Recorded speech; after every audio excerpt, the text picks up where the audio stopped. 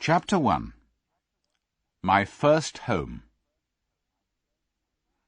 The first place I can remember well was a pleasant field with a pond of clear water in it. Trees made shadows over the pond, and water plants grew at the deep end. On one side was another field, and on the other side we looked over a gate at our master's house, which stood by the roadside.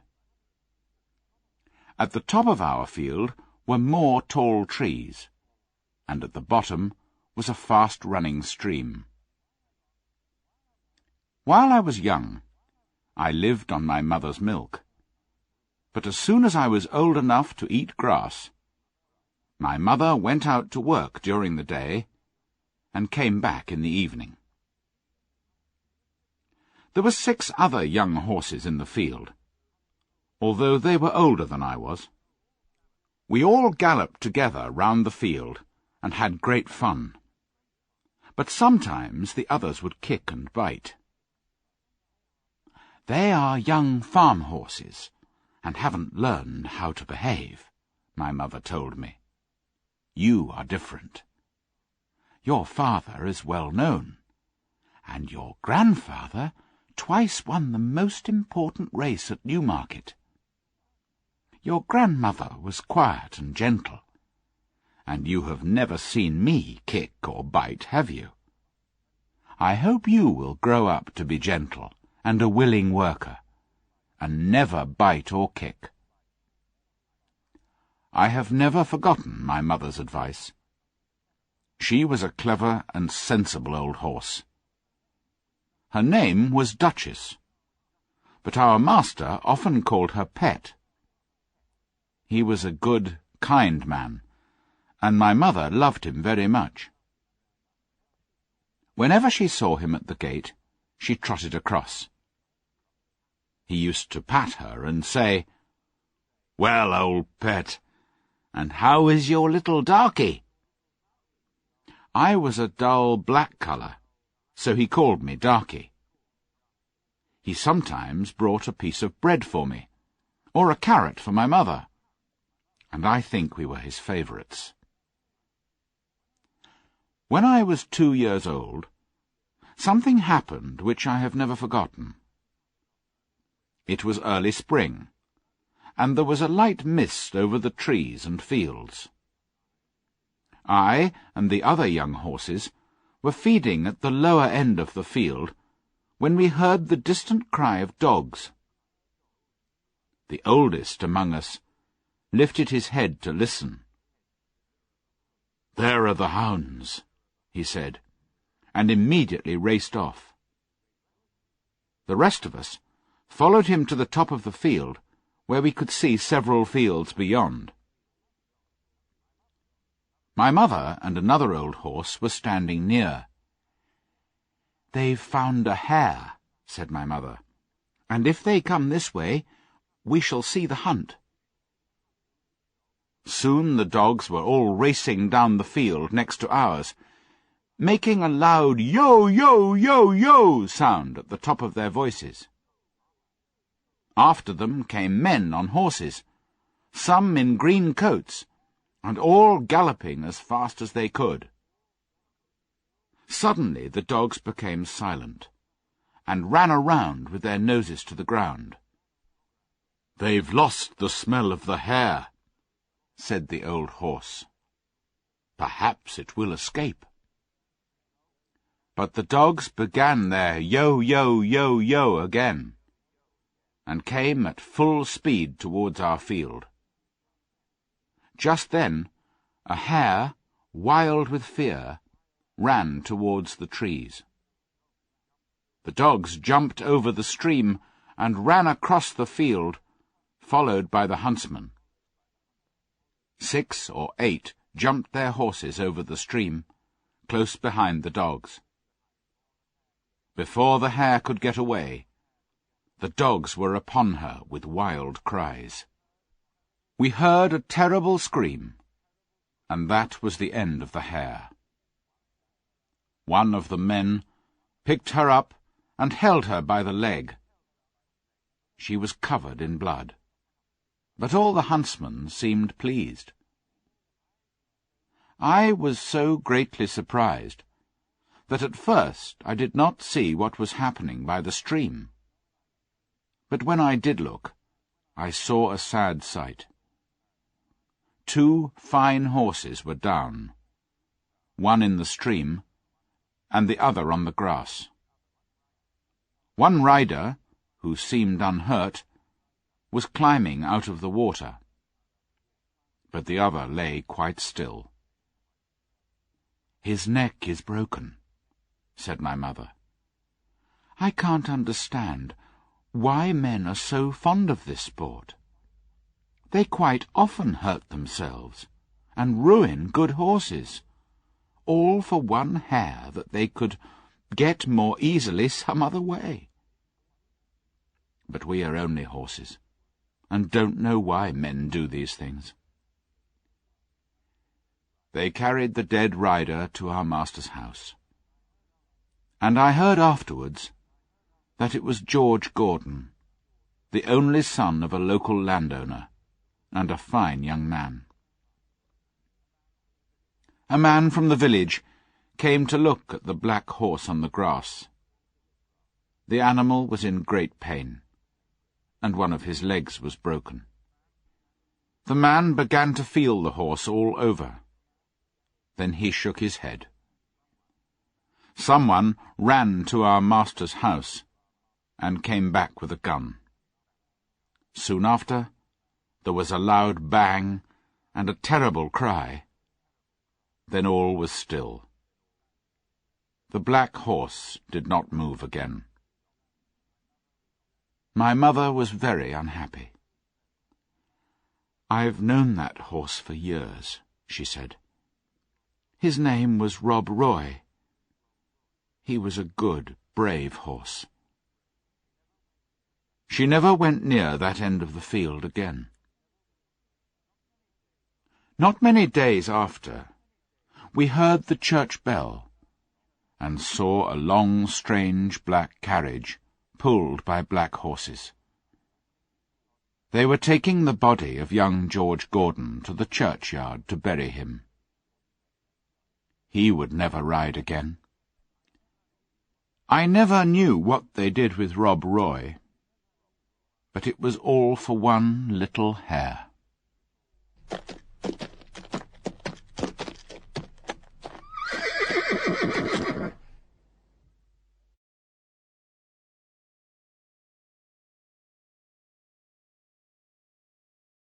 Chapter 2. Birtwick Park. I was beginning to grow handsome.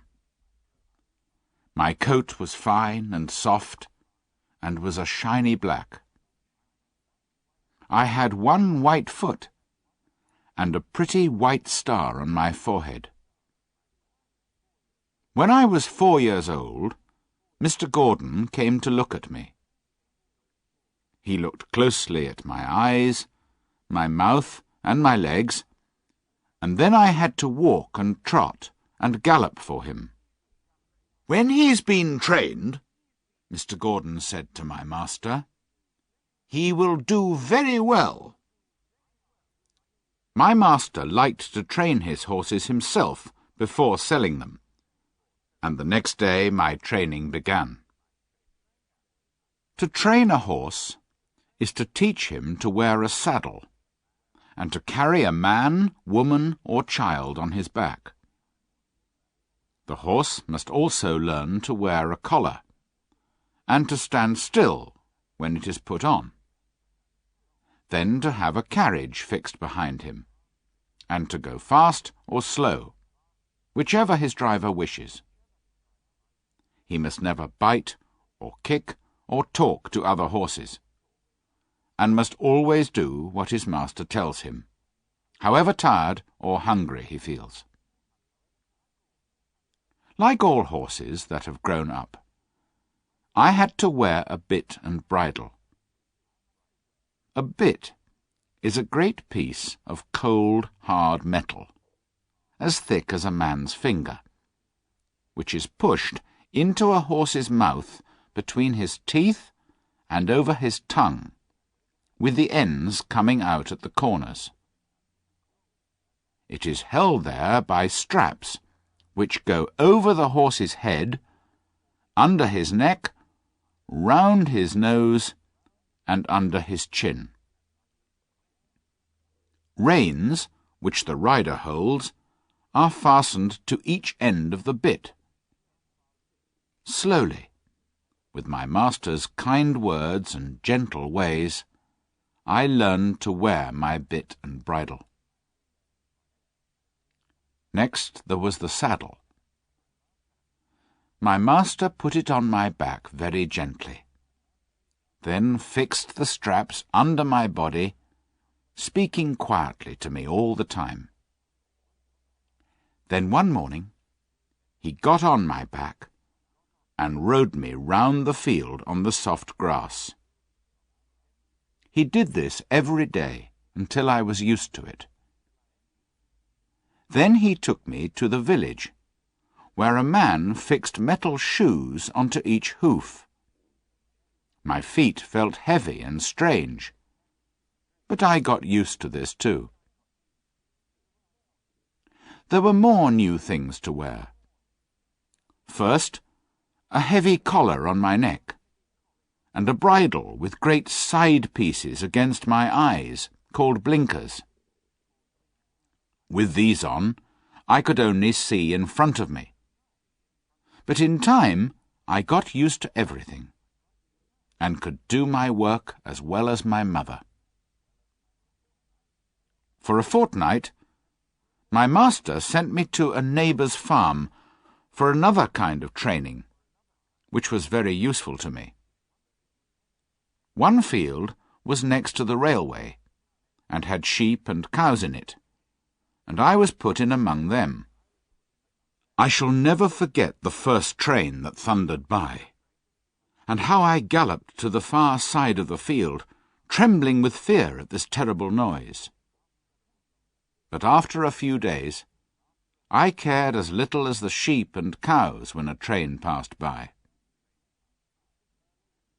It was early in May when a man came to take me away to Mr. Gordon's house. My master said, "Good-bye, Darky. Be a good horse, and always do your best." I put my nose into his hand, and he patted me kindly. And then I left my first home. Mr. Gordon's house, which was called the Hall, stood in Birtwick Park, near the village. We went into the park through a large gate, then trotted along a smooth road between some trees to the house and gardens. Beyond this were the stables. There was room for many horses and carriages. My stable had 4 good stalls and a large window. It was very pleasant. The first stall was called a loose box, where a horse is not tied up all the time, but is free to move around as he likes. It is a great thing to have a loose box. The groom put me into it and gave me some oats. Then he patted me, spoke kindly, and went away. In the stall next to mine stood a little fat grey pony. "Hello," I said. "What is your name?" "Merrylegs," he said, turning round. "I'm very handsome. I carry the young ladies on my back, and sometimes I take Mrs. Gordon out in one of the carriages. Are you going to live next to me in the box?" "Yes," I said. "Then I hope you are well behaved," he said. "I don't like anyone who bites." A horse's head looked over from the stall beyond. It was a tall, brown mare, and she did not look pleased. "So it's you who's turned me out of my box," she said. "I'm sorry," I said, "but the man put me in here. so it's not my fault. I don't want to argue with anyone. I just wish to live in peace." Later, Merrylegs told me about the tall brown mare. "Ginger has a bad habit of biting people," he explained. "One day she bit James in the arm, and Miss Flora and Miss Jessie, the children, were afraid to come into the stable after that. If you don't bite, I hope they'll start to come again." I told him that I never bit anything except grass, and could not understand why Ginger bit people. "And no one was ever kind to her before she came here," said Merrylegs. "John and James do all they can to please her, and our master is never unkind. I'm 12 years old, and I know that there isn't a better place for a horse all round the country than this. John has been here 14 years, and is the best groom there ever was. And you never saw a kinder stable boy than James. There was no reason for Ginger to bite anyone. It's her own fault that she did not stay in the box." The name of the groom was John Manley. The next morning, he got out his brushes and gave me a good grooming, then put a saddle on me. He rode me slowly at first, then at a trot, then at a gallop. As we came back through the park, we met Mr. and Mrs. Gordon. They stopped, and John jumped off. "Well, John, how does he go?" said Mr. Gordon. "He's a fine horse, sir," said John. "He's fast, but the lightest touch of the rein will guide him. They were shooting birds near Highwood, and a gun went off close by. He pulled up a little, but I just held the rein, and he wasn't frightened at all. It's my opinion he was never frightened or beaten when he was young." "Good," said Mr. Gordon. "I'll ride him tomorrow." I remembered my mother's advice, and the next day I tried to do exactly what my master wanted me to do. He was a very good rider, and when he came home, his wife was waiting for him at the door. "How do you like him, my dear?" she asked. "I have never ridden a more pleasant horse," answered Mr. Gordon. "What shall we call him?" "What about Blackbird? Like your uncle's old horse," said his wife. "He's far handsomer than Blackbird," said Mr. Gordon. "Yes," she said, "he's quite a beauty. And he has a kind, intelligent face. Shall we call him Black Beauty?" "Black Beauty? Why, yes, I think that's a very good name," said Mr. Gordon. John went into the stable and told James. "I'd call him Rob Roy," said James, "if it didn't remind everyone of the past. I never saw two horses more alike." "That's not surprising," said John. "Didn't you know that Farmer Gray's old Duchess was the mother of them both?" So poor Rob Roy, who was killed at the hunt, was my brother. Now I understood why my mother was so unhappy when he died. John was very proud of me, and seemed to know just how a horse feels.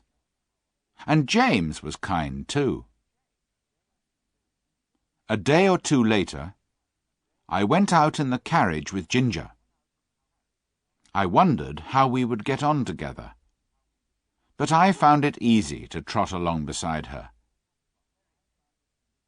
Merrylegs was a happy little pony, and was everyone's favourite. We were soon great friends, and I became quite happy in my new home.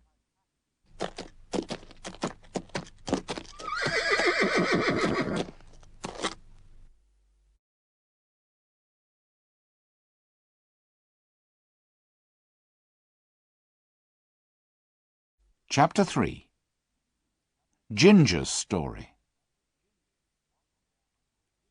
What more could I want? Freedom. For the first 4 years of my life, I had a large field where I could gallop around at full speed, with no straps, no bit, and no blinkers. Now I stood in a stable, night and day, except when I was wanted for work, and sometimes when John took me out, I felt so strong, so full of life, that I wanted to jump or dance. "Calm down, boy," he would say. Then, as soon as we were out of the village, he would let me trot fast for a few miles. Some grooms punished a horse for getting too excited, but not John. He knew how to control me with only the sound of his voice, and I was very fond of him. Sometimes we did have our freedom in the field for an hour or two.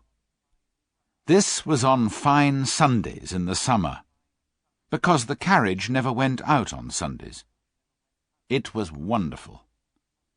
The grass was cool and soft to our feet, and the air was so sweet. And we could gallop, or lie down, or roll over on our backs, or do what we liked. One day, Ginger asked me about my old home and my training. When I finished telling her, she said, "Life has been different for me.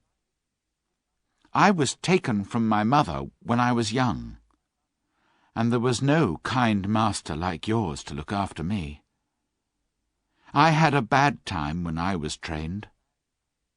Several men caught me in a corner of the field, and one held my nose so hard that I could only just breathe.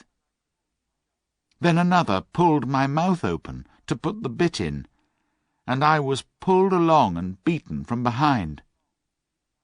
They didn't give me a chance to understand what they wanted. The old master, Mr. Ryder, knew about horses, but he gave up most of the business to his son, who was tall and strong, but not gentle. They called him Samson, and he said that no horse could throw him out of the saddle. One day he made me run round the field on a long rein until I was very tired and miserable. The next morning he did the same again. Then he put a saddle and bridle on me, and a new kind of bit into my mouth. The new bit was very painful, and I pulled away and stood up on my back legs, which made him very angry. He stayed in the saddle and beat me with a whip. But after a long and terrible battle, I threw him off and galloped to the other end of the field. I watched him go into the stable, but no one came to fetch me. Time went on, and the sun was very hot. I was hungry and very thirsty. At last, just as the sun was going down, the old master came out with some oats. He spoke kindly, and held out the oats for me to eat, then patted me gently, and looked at the blood on my sides where Samson had whipped me. "Poor girl," he said, then led me to the stable. Samson was there. "Keep out of the way," said the master. You've done a bad day's work for this horse, with your bad temper. A bad-tempered man will never make a good-tempered horse. He led me into my box and took off my saddle and bridle. Then he called for some warm water and gently cleaned the blood from my sides. After that, he often came to see me. But a man called Joe went on training me. He was quiet and thoughtful, and I soon learned what he wanted.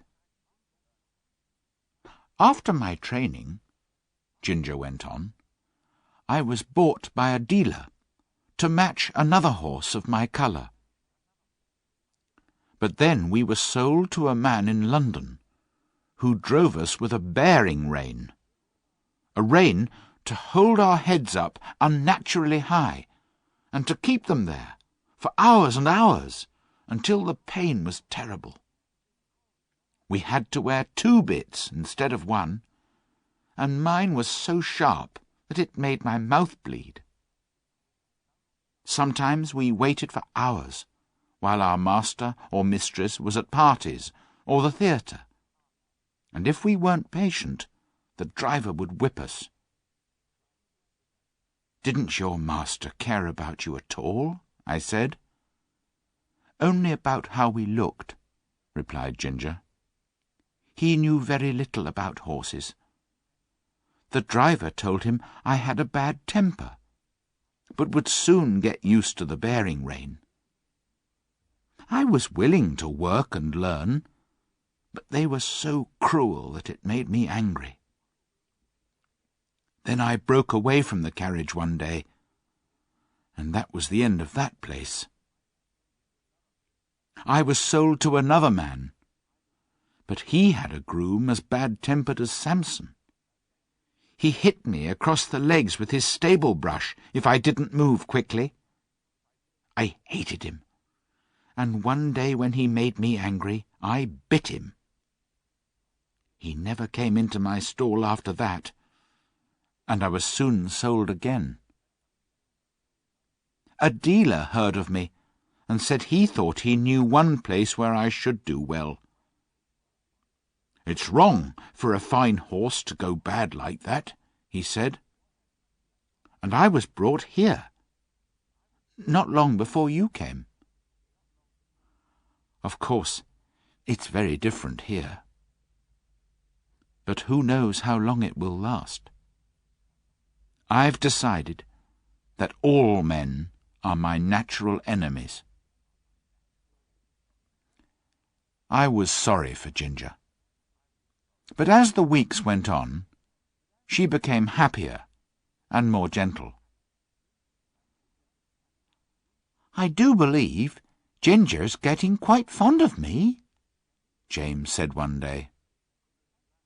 "She'll be as good as Black Beauty one day," replied John. "Kindness is all she needs, poor thing."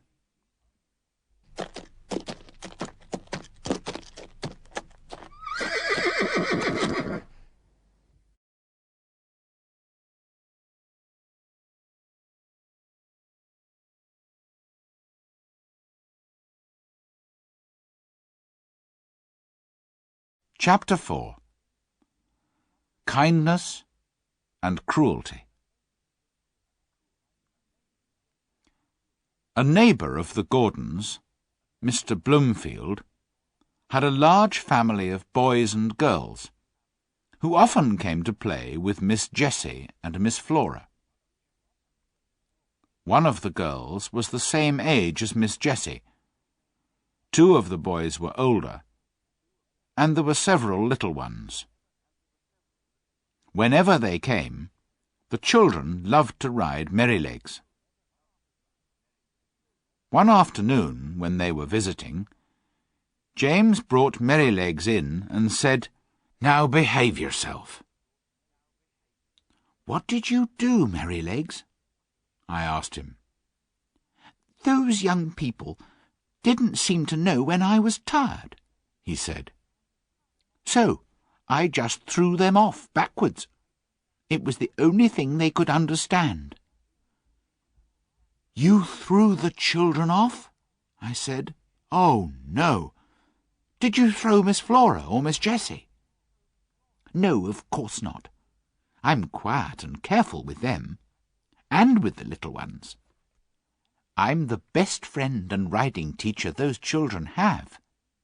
It's not them, it's the boys," he said. "The other children rode me for nearly 2 hours. Then the boys rode me, one after the other, for an hour, hitting me with a stick. I didn't get annoyed, but I did get tired, so I stopped once or twice to let them know. But boys think a horse is like a machine, and can go on as long and as fast as they want it to. They never think that we get tired. As one was whipping me, I stood up on my back legs, and he fell off. He got on again, and I did the same. Then the other boy tried, and I put him down on the grass. They're not bad boys, and don't mean to be cruel, but they have to learn. When they told James, he was angry to see those big sticks, and told the boys not to use them again. "I would give those boys a good kick," said Ginger. "I know you would," said Merrylegs. "But they expect me to look after those children, and they expect me to be good-tempered, and I will be. You never had a place where they were kind to you, Ginger, and I'm sorry for you. But good places make good horses, and I wouldn't make our people angry for anything. If I started kicking people, they would very quickly sell me, perhaps to someone cruel. I hope that never happens." I often wondered why Sir Oliver, the oldest horse in the stable, had so short a tail, only about 20 centimetres long. And one day I asked him, "Did you have an accident?" "It was no accident," he said angrily. "My long and beautiful tail was cut off when I was a young horse. At that time, some owners thought it was fashionable." "How terrible," I said. "Yes, terrible and cruel," said Sir Oliver. "Now I can never brush the flies off my sides or back legs, and all because of fashion. Some owners cut off the tails of their dogs to make them look brave, or cut their pretty little ears to make them look fashionable. They don't cut off the ends of their children's ears, do they? Why do they think it's all right to do these things to their animals?" Mr. Gordon was never cruel, and he would not stand by and watch others be cruel to animals. We were riding home one morning when we saw a big man driving towards us in a small carriage, pulled by a beautiful little pony. As he got to the park gates, the pony turned towards them. Without warning, the man pulled the pony's head round so roughly that the little animal almost fell over. Then he began to whip the pony angrily. The animal tried to move forward, but the man held it back and continued to whip it. "Sire!" shouted my master. The man looked up. He was a builder, who often came to the park to do work. "He's too fond of going his own way," he told my master. "He's not supposed to turn in through your gates. The road is straight on." "You often drive that pony to my house," said my master. "It only shows that the horse is intelligent and remembers these things. How could he know you weren't going there today? I've never seen a horse beaten so cruelly, or with so much anger. What will people think of you, Sawyer? As well as hurting the horse, you hurt your own good name. Do you want people to think of you as a cruel, bad-tempered man?"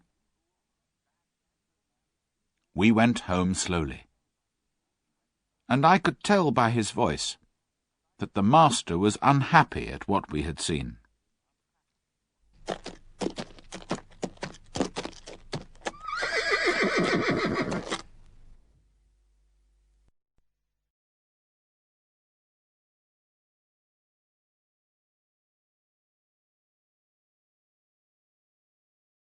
Chapter 5. The Storm. One day in the autumn, my master had to go to a distant town on business. John harnessed me to the carriage, and the three of us went off.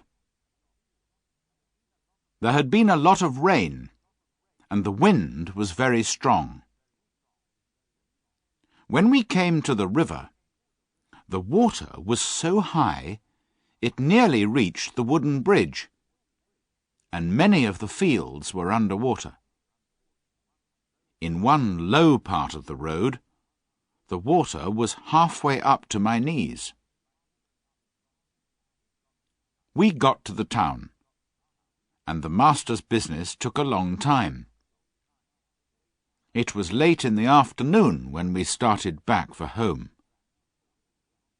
The wind was much stronger, and as we drove through a wood, I heard my master say, "I've never been out in a storm as bad as this, John." Indeed, I thought so too, hearing the terrible noise of that wild wind in the trees. "I wish we were out of this wood," said my master.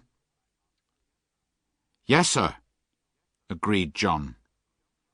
"We don't want one of those branches coming down on top of us." But just as he finished speaking, there was a great noise of wood breaking, and a big tree came crashing down through the other smaller trees, and fell across the road right in front of us.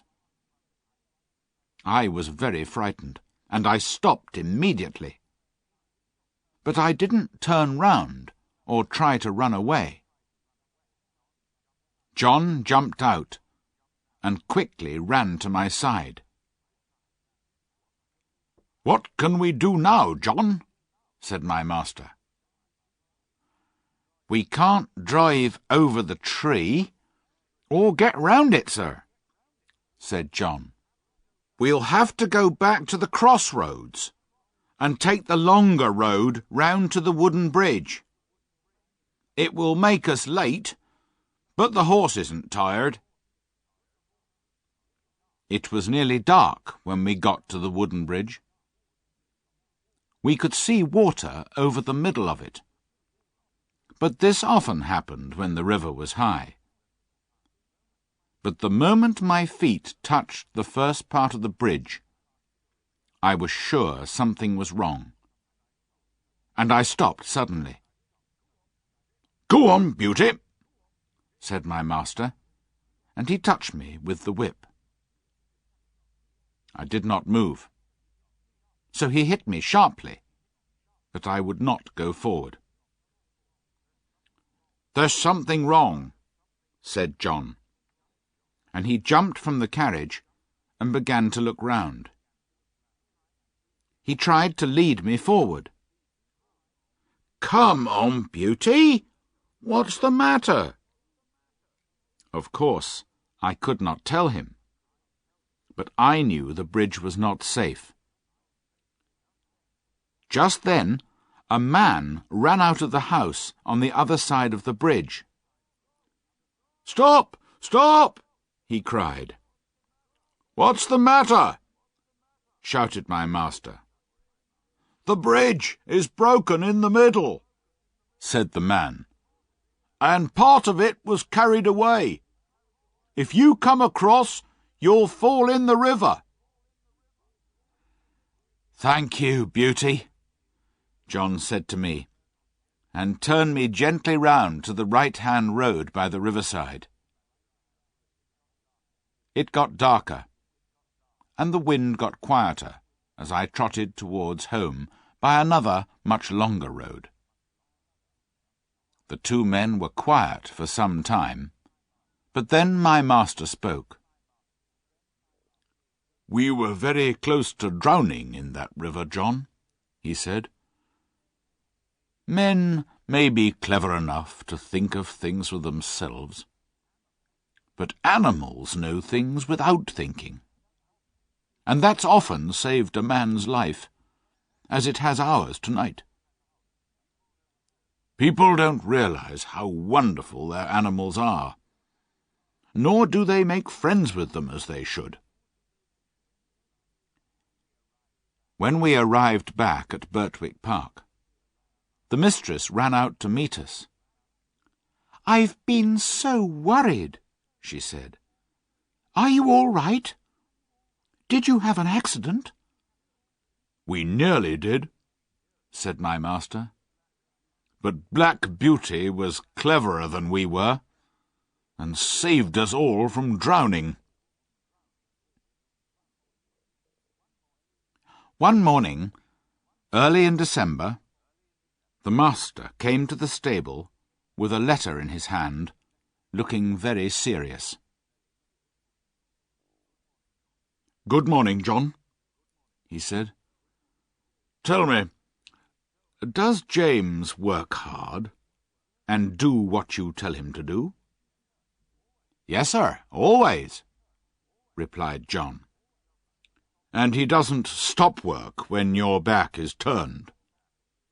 "Never, sir." "And if he goes out with the horses, does he stop to talk to friends, or go into houses where he has no business, leaving the horses outside?" said the master. "No, sir," said John. "And if anybody has said that about James, I don't believe it. I never had a pleasanter, more honest young man in this stable." The master smiled, and looked across at James, who was standing by the door. "James, I'm glad John's opinion of you agrees with my own," he said. "I've had a letter from my wife's brother, Sir Clifford Williams. He wants me to find him an honest young groom who knows what he's doing. The man who drives his carriage is getting old, and needs a young man who will work with him and be able to do his job one day. How old are you?" 19 next May, sir," said James. "That's young. What do you think, John?" "It is young, sir," said John. "But he's tall and strong. He doesn't have much experience of driving, but he has a light touch and a quick eye." "Well, James," said the master, "talk to your mother at dinner-time, and let me know what you want to do." A few days later, it was agreed that James would go to Clifford Hall in a month or 6 weeks, and for the next few weeks he drove the carriage. We went in and out of town, through busy streets, and to the railway station, where the road was narrow, and there were lots of other carriages hurrying to and from the station. Then my master and mistress decided to visit some friends who lived about 75 kilometres from our home. "You can drive us, James," said my master.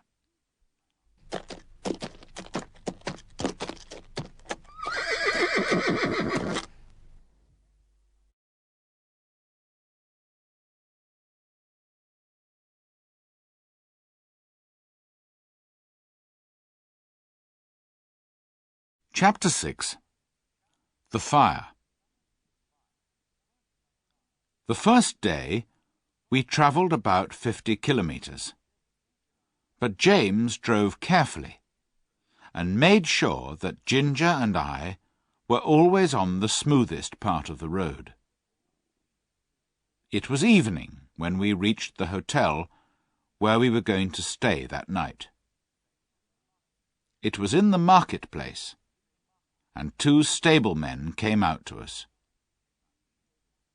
The chief stableman was a pleasant old man, and he led me into a long stable with 6 or 8 stalls in it, and 2 or 3 horses.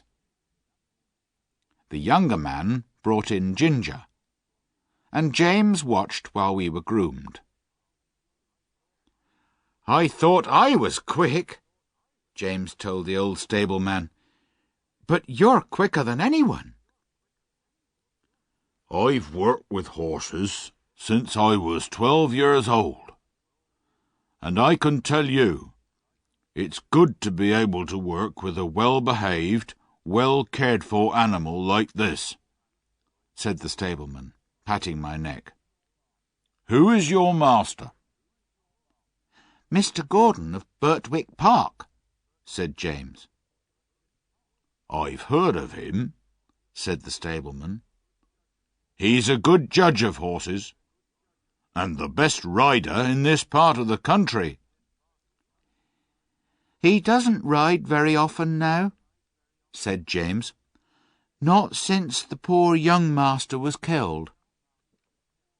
"I read about that in the newspaper," said the stableman. "A fine horse was killed too, wasn't it?" "Yes, an excellent horse," said James. "He was the brother of this one, and just like him." "Terrible," said the old man. "It was a bad place to jump, wasn't it? A man's life and a horse's life are worth more than a hair, or they should be."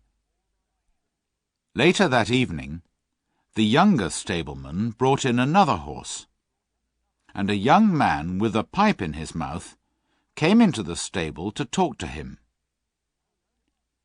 "Towler, go up and get some hay, and put it down for this horse, will you?" said the stableman. "But put down your pipe first."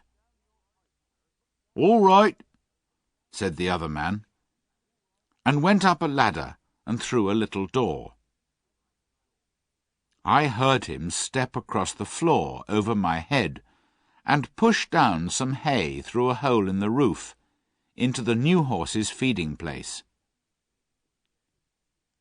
James came in to look at us before he went to bed, and then the door was locked. I don't know how long I slept, or what time it was when I woke up, but the air seemed thick, and I heard Ginger and another horse moving about worriedly. It was quite dark, and I could see nothing. The stable was full of smoke, and it was almost impossible to breathe. The smoke seemed to come from the little door above me, and I could hear a strange noise up there. The other horses were now all awake, moving about restlessly. At last, I heard someone outside, and then the younger stableman ran in with a light. He began to untie the horses, and tried to lead them out. The first horse would not go with him, nor the second or third.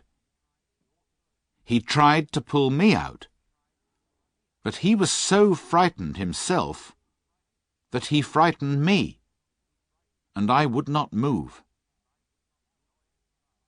The noise above was louder now, and there was a shout of "Fire!" outside. The old stableman came in quietly and quickly, and got one horse out, then another. By now, the flames were coming down through the roof, and the noise was terrible. Then I heard James's voice, quiet and friendly as it always was. "Come on, Beauty," he said.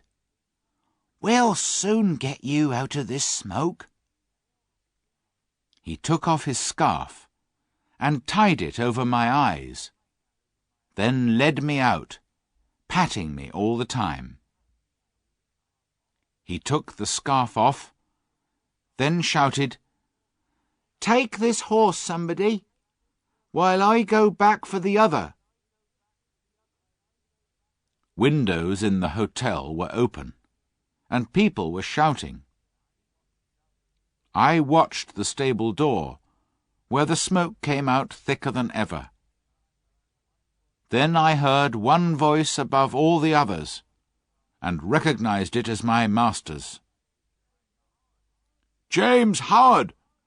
James Howard! Are you there?"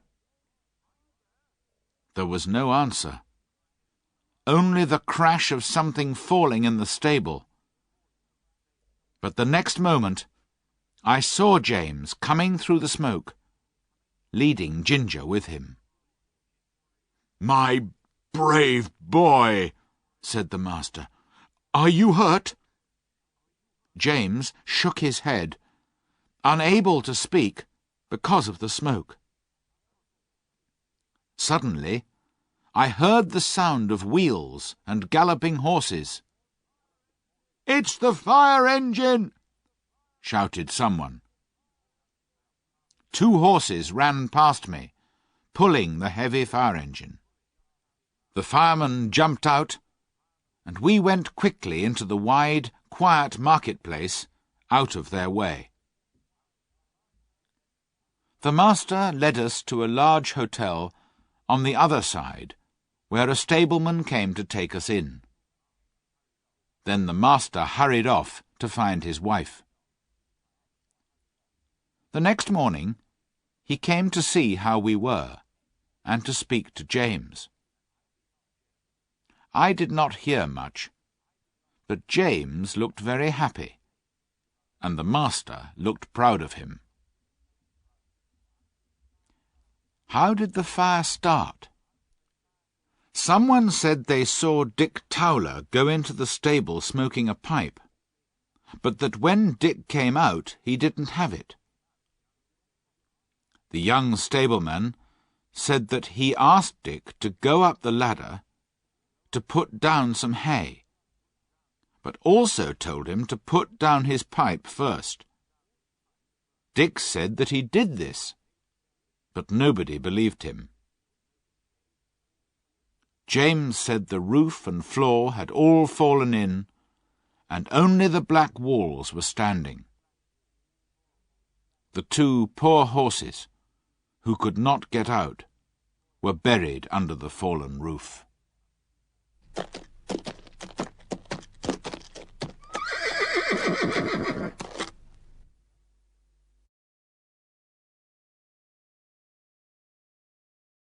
Chapter 7.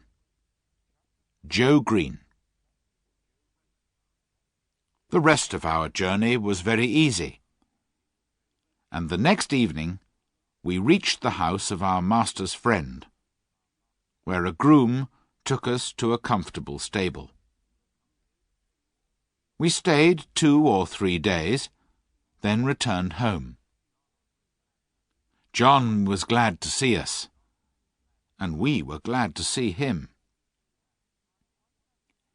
"I wonder who will come in my place," said James. "Little Joe Green," said John. "He's only 14 and a half, but he has a kind heart and wants to come. So I've agreed to try him for 6 weeks.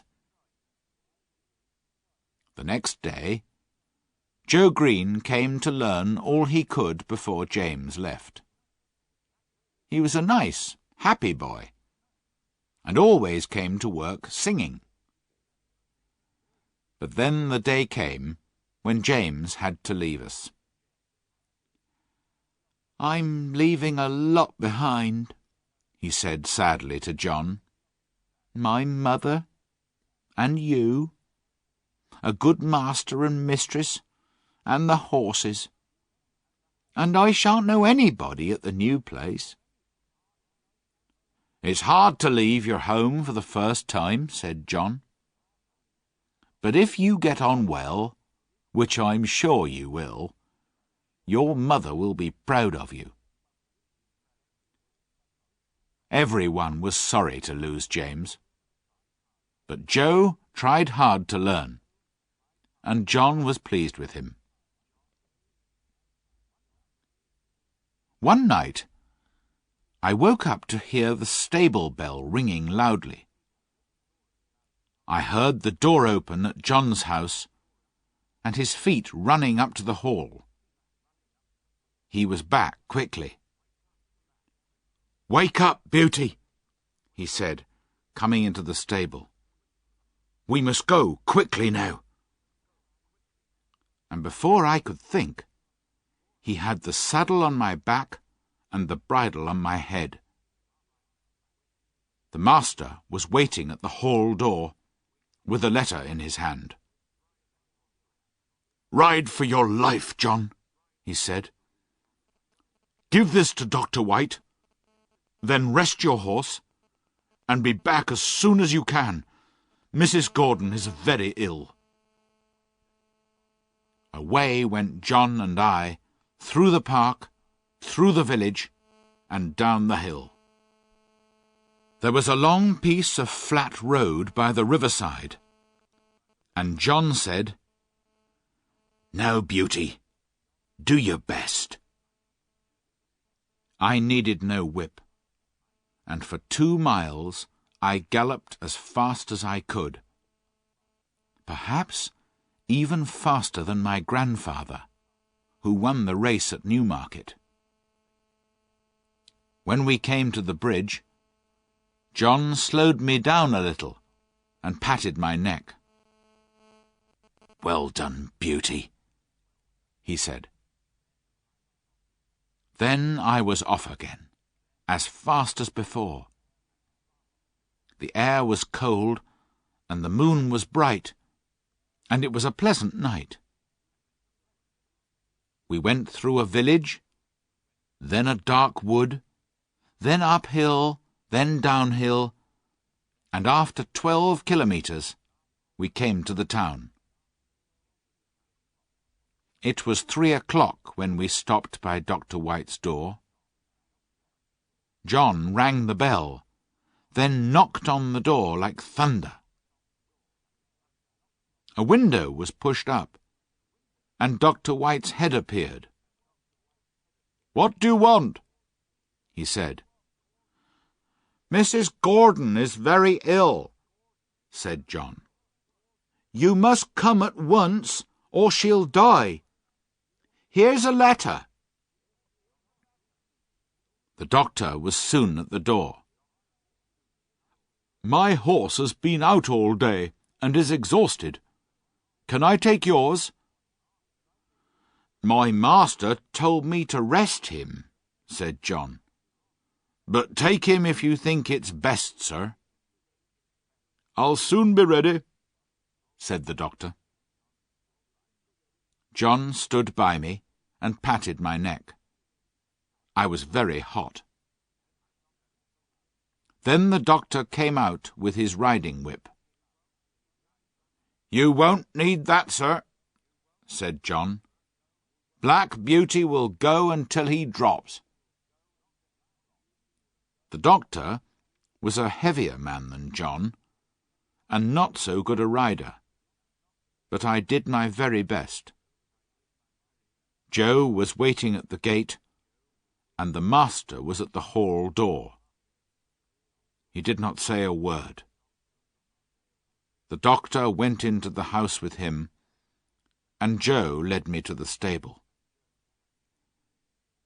My legs were shaking, and there was not a dry hair on my body. The water ran down my legs, and I was hot all over. Poor Joe! He was young and knew very little. He did the best he could, cleaning my legs and my chest, but he did not put a warm cloth on me.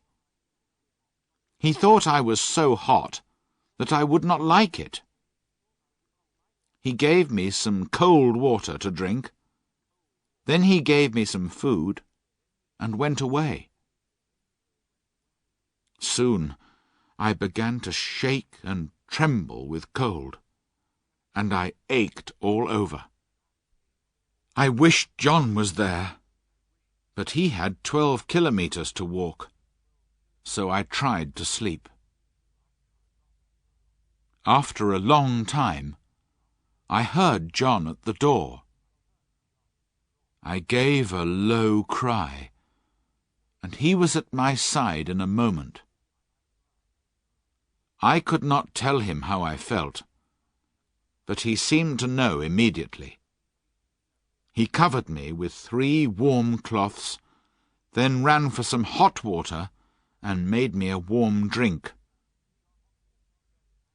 John seemed very angry. "Stupid boy," he said to himself over and over again. "No cloth put on, and I suppose the water was cold too. Boys are no good." I became very ill, and could not breathe without pain. John looked after me day and night, and my master often came to see me too. "My poor Beauty," he said one day. "My good horse. You saved your mistress's life. Yes, you saved her life." I was very glad to hear that. John told my master that he never saw a horse go so fast. One night, Tom Green, Joe's father, came to help John give me my medicine, then stayed for a while. At first, both men were silent. Then Tom said, "John, please say a kind word to Joe. The boy is heartbroken. He can't eat his meals, and he can't smile. He knows it's his fault Beauty is ill, but he did his best. He says if Beauty dies, no one will ever speak to him again. But he's not a bad boy." After a short pause, John said, "I know he meant no harm, but I'm proud of that horse, and I hate to think his life may be thrown away like this. But I'll give the boy a kind word tomorrow, if Beauty is better." I heard no more of this conversation, as the medicine did well, and sent me to sleep, and in the morning I felt much better. Joe learned quickly after this, and was so careful that John began to give him many things to do. One day John was out, and the master wanted a letter taken immediately to a gentleman's house about 5 kilometers away. He told Joe to saddle me and take it. The letter was delivered, and we were returning through a field where we saw a cart full of bricks. They were so heavy that the wheels of the cart were half buried in the soft ground, and the horses could not move the cart at all. The man leading the horses was shouting and whipping them without stopping. "Don't whip the horses like that," Joe shouted at him. "The wheels are half buried and won't move. I'll help you take some bricks out to make the cart lighter." "Mind your own business," said the man angrily. He was in a terrible temper, and more than half drunk. Joe turned me, and we galloped towards the house of the brickmaker, Mr. Clay. Joe knocked on the door. The door opened. "Hello, young man," began Mr. Clay.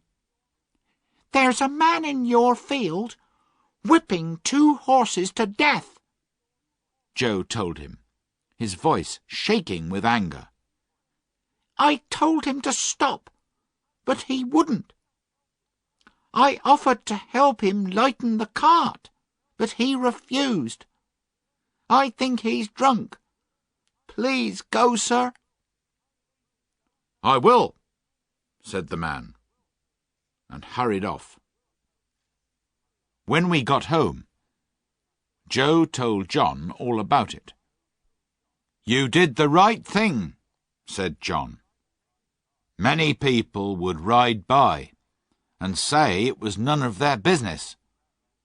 But cruelty is everybody's business." Just before dinner, the master sent for Joe. The drunken man was accused of cruelty to horses, and Joe was wanted to tell his story to the police. "I'll tell it gladly," said Joe. We heard afterwards that the poor horses were so exhausted and so badly beaten that the man might have to go to prison. Joe came across and gave me a friendly pat. "We won't allow cruelty, will we, old friend?" he said. And he seemed to have grown up suddenly.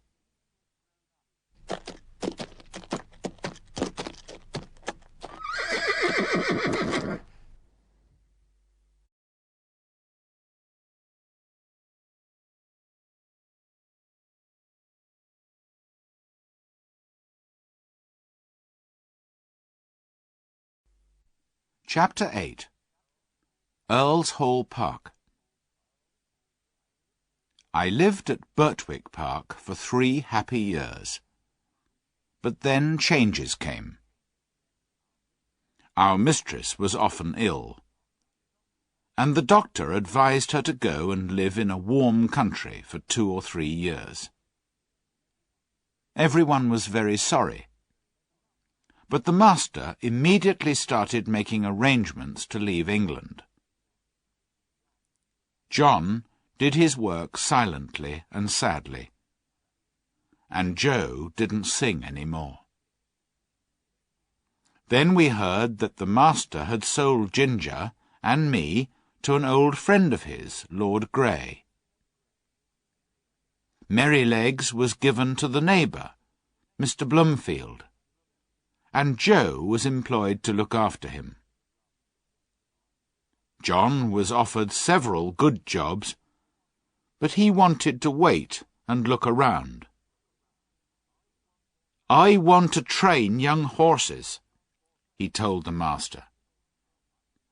"I cannot think of anyone more suitable for that work than you, John," said the master. "If I can help you in any way, write to me." The next morning, John took Ginger and me to Earl's Hall Park, where Lord Grey lived.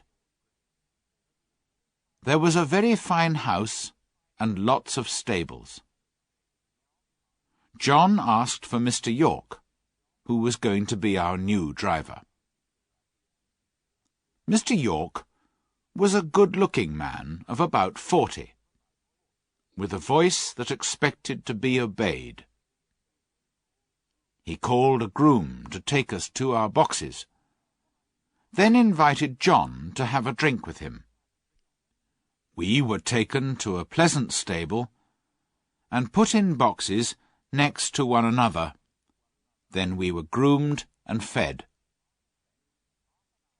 Half an hour later, John and Mr. York came to see us. Mr. York looked at us carefully. "Is there anything you want to mention about them, Mr. Manley?" he said. "I don't believe there's a better pair of horses in the country," said John. "But they're not alike. The black one has the most perfect temper I've ever known. The other was badly treated before she came to us, but has grown better-tempered in the last 3 years. We've never used a bearing rein with either of them." "They'll wear one here," said York. "Lady Grey follows the fashion, and if her horses are not reined up tight, she doesn't like it." "I'm sorry to hear that," said John. He came to pat each of us for the last time. I held my face close to him, which was all I could do to say goodbye. And then he was gone, and I have never seen him since. Lord Grey came to look at us the next day, and seemed pleased. He heard what John had said about us. "Keep an eye on the mare," he said to York. "Don't make the bearing rein too tight at first, and I'll mention it to my wife." In the afternoon, we were harnessed to the carriage, and Lady Grey came out and looked at us. She was a tall, proud-looking woman, and did not look pleased, but she said nothing and got into the carriage. The bearing rein annoyed me, but did not pull my head any higher than I was used to carrying it.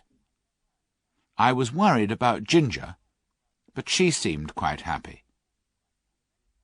But the next afternoon, when Lady Grey came down the steps, she said, "York, you must put those horses' heads higher. They don't look nice." "I'm sorry, my lady," said York, "but they have not been reined up for 3 years. But if it pleases you, I can take them up a little more." "Do that," she said. That day we had to pull the carriage up a steep hill. I wanted to put my head forward to make the work easier, but I couldn't. "Now you can see what it's like," said Ginger when we came back. "If it doesn't get any worse, I shall say nothing, but I won't have the rein pulled up tight."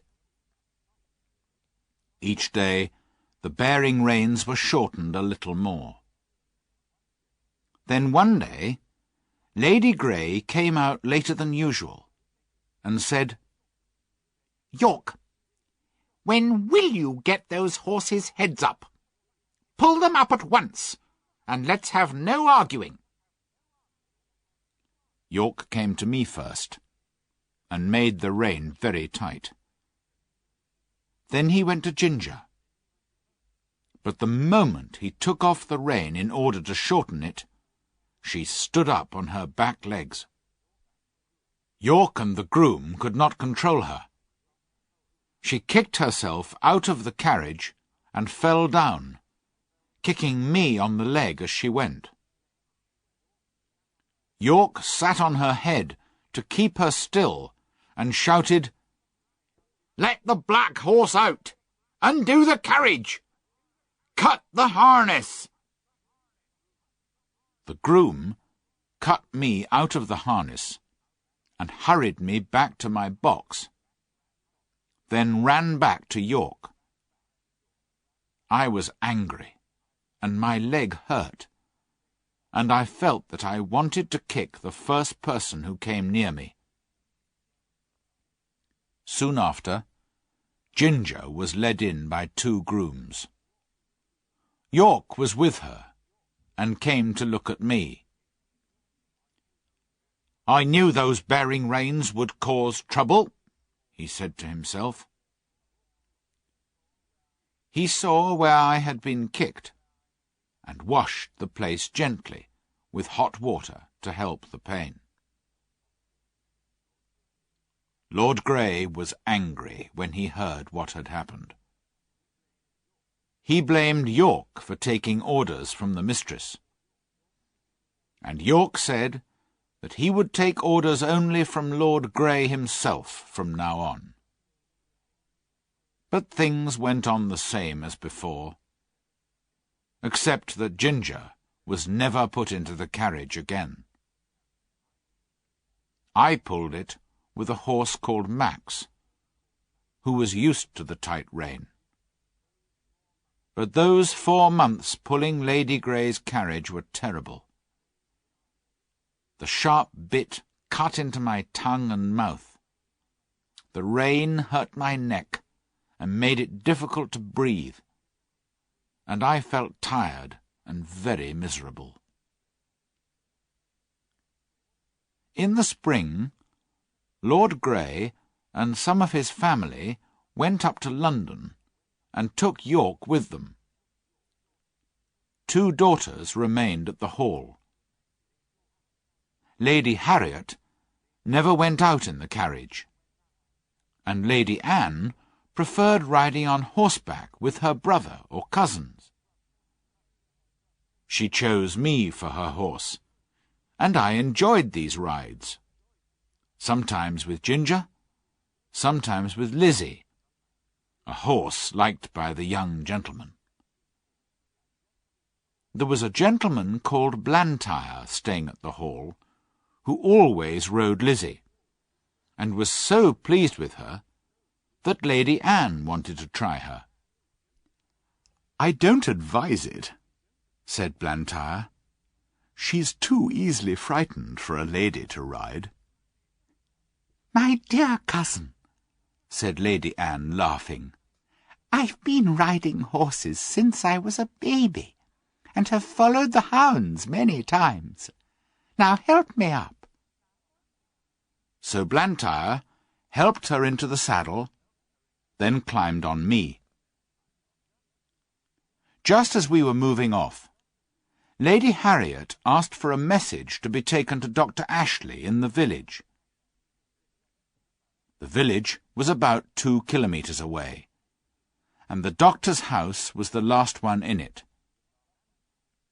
Blantyre got off to open the gate for Lady Anne, but she said, "I'll wait here for you." He went off, and we waited. There was a field with an open gate on the opposite side of the road, and at that moment some young horses came trotting out. They were wild and excited, and there was a boy behind them waving a large whip. Suddenly, one of the young horses ran across the road and banged into Lizzie's back legs. She gave a violent kick, nearly unseating Lady Anne, and immediately galloped away at full speed. I gave a loud neigh for help, and made a noise with my feet, until Mr. Blantyre came running out of the doctor's house. He saw Lizzie and Lady Anne, now far away down the road, and quickly jumped into the saddle, and we raced after them. For about 2 kilometres, the road was straight. Then it turned to the right, before becoming 2 roads. Long before we came to the bend, Lady Anne was out of sight. Which way had she gone? A woman was in her garden, looking up the road. "Which way?" shouted Blantyre. "To the right," cried the woman. Away we went, up the right-hand road. We saw her for a moment. Then she was gone again round another bend. Several times we saw her, but lost her again. Then we came to some rough land, very uneven and full of holes in the ground, the worst possible place for galloping. On this open ground, we could now see Lady Anne clearly, her long hair flying out behind her in the wind, and slowly we began to catch up. There was a wide ditch ahead, and I was sure it would stop them. But without a pause, Lizzie jumped it and fell. I cleared the ditch and landed safely. Lady Anne was lying on the ground, not moving. Blantyre jumped down beside her and called her name, but there was no reply. Her face was white, and her eyes were closed. "Annie, dear Annie, do speak," he cried. There were 2 men cutting grass close by, and they saw Lizzie galloping away without a rider, and came across. "Can you ride?" Blantyre asked one of them. "I'm not a good horseman, sir," he said, "but I'll do my best." "Ride this horse to the doctor's, and ask him to come immediately. Then go on to the hall," said Blantyre. "Tell them all you know, and ask them to send a carriage." The man climbed into my saddle, and we galloped off. I tried not to shake him about too much, and he soon discovered that he needed no whip. There was a lot of excitement at the hall when they heard what happened. I was put into my box, the saddle and bridle were taken off, and a cloth was thrown over me. 2 days later, Blantyre came and patted me.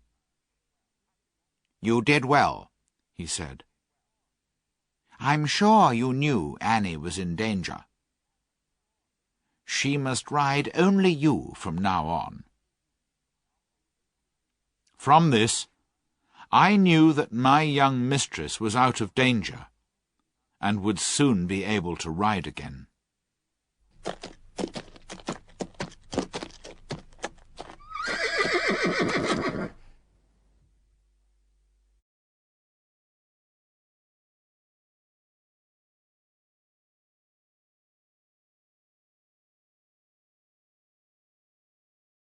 Chapter 9. The Accident and New Masters. A man called Reuben Smith looked after us while York was in London. He was gentle and clever with horses, and an excellent driver. But he had one fault. He sometimes drank too much. For weeks or months he was all right. But then, without warning, he would begin to drink heavily and behave badly. But he was a useful man, so York had kept quiet about Smith's drinking, saying nothing to Lord Grey. Then one night Smith drove some ladies and gentlemen home from a party, and was so drunk that he could not hold the reins. York could not hide this, and Lord Grey told Smith to leave. However, some time later, York spoke again to Lord Grey, who was very kind-hearted, and he took Reuben Smith back. Smith promised never to get drunk again, and kept his promise, and because of this he was told to look after the stables while York was away. One day, the carriage needed some repairs, so it was arranged that Smith would take it to town, leave it at the carriage maker's, and then ride me back again. Mr. Blantyre wanted to go to the station, so he went with us. At the station, Mr. Blantyre gave Smith some money and said, "Take care of Lady Anne, Reuben, and don't let anyone else except her ride Black Beauty." We left the carriage at the maker's, and Smith rode me to the White Lion Hotel. He told the stableman to give me some food and have me ready for 4 o'clock. One of my front shoes was loose, but the stableman did not see it until 4 o'clock. Smith came back at 5, and said he would now leave at 6, because he'd met some old friends. The stableman told him about the loose shoe. "It'll be all right until we get home," said Smith. He finally came back at 9 o'clock, shouting loudly and in a very bad temper. We left, and almost immediately he began to gallop, often giving me sharp cuts with the whip, although I was going at full speed. Before we were out of the town, my shoe came off, but Smith was too drunk to notice. It was very dark, and on the rough road at that speed, my foot was soon cut and bleeding from the sharp stones. I could not go on. The pain was too great, and I fell violently on both my knees. Smith was thrown off. He tried to get up, but couldn't. Then he lay still. I could do nothing but wait. It was nearly midnight when I heard a horse's feet and the wheels of a carriage. I neighed loudly, and was very happy to hear an answering neigh from Ginger, and men's voices. Then the carriage came out of the darkness and stopped. 2 men jumped down beside Smith. "It's Reuben," said one. "And he's not moving, Robert." "He's dead," said Robert, touching Smith. "His hands are cold, and his head is covered with blood." They looked at me and saw my cut knees. "The horse has been down and thrown him," said Robert. He tried to lead me forward, but I almost fell again. "He's bad in the foot, too. No wonder he went down, riding over these stones without a shoe. Reuben was drunk, Ned. He would never ride a horse without a shoe unless he was drunk." Ned took Smith's body back in the carriage, and Robert tied his handkerchief round my foot and led me slowly home. No one blamed me for the accident. The owner of the White Lion Hotel said that Reuben Smith was drunk when he left. But I had to leave Earl's Hall, and so did Ginger. For a month or 2, I was allowed to live out in a field, and one day Ginger was brought in to join me. She had been ruined by the hard riding of Lord Grey's son, and after 12 months' rest she was going to be sold. and although my knees got better, they looked very ugly, and so I was no longer suitable for a fashionable family. It was very pleasant being in the field with Ginger, but one day Robert came in and took me away. We were both very sad to say good-bye to each other, Ginger and I. I was sold to a man in Bath, who kept many horses and different kinds of carriages for hire. I was a job horse, and all kinds of people hired me. Some were good drivers, others were very bad. Then one man persuaded my master to sell me to a friend of his, who wanted a safe, pleasant horse for riding. And so, that summer, I was sold to Mr. Barry. Mr. Barry knew very little about horses, but he hired a comfortable stable for me, and a man called Filcher to look after me. He ordered the best oats, and plenty of other good food for me to eat too. For a while, all went well, but then there seemed to be fewer oats and more grass in my meals. The grass food, though very good, was not enough to keep me strong and healthy. However, I could not say anything, and it went on for about 2 months. Then one afternoon, my master rode into the country to see a friend, a gentleman farmer who knew about horses, and who looked very closely at me. "Your horse doesn't look as well as he did when you first had him, Barry," he said, feeling my neck and shoulders. "See how wet and warm he is, after just a gentle ride.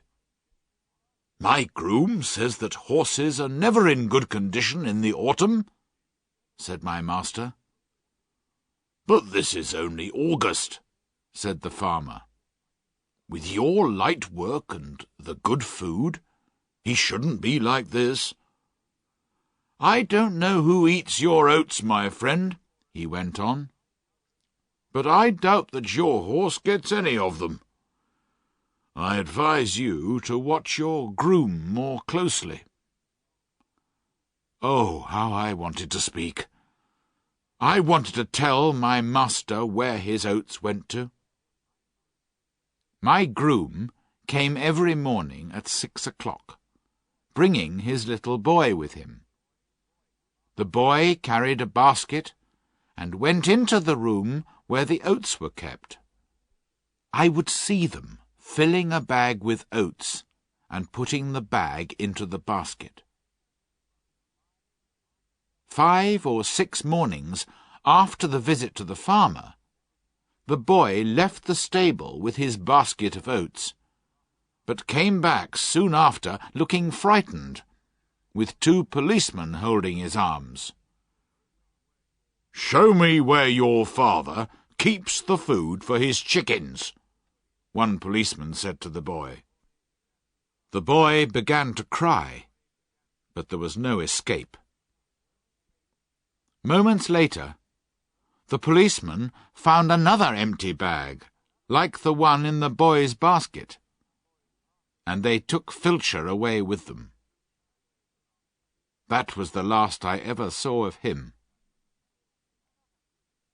Another groom was employed, but he was very lazy about cleaning, and I became thin and unhealthy from standing in a wet, dirty stable. After all this trouble with grooms, Mr. Barry decided to stop keeping a horse, and I was sent to a horse fair, a place where hundreds of horses were bought and sold, and more lies were told, I think, than in any other place in the country. That day I was lucky. I was bought for £25, by a man called Jeremiah Barker, but everyone called him Jerry, and I shall do the same.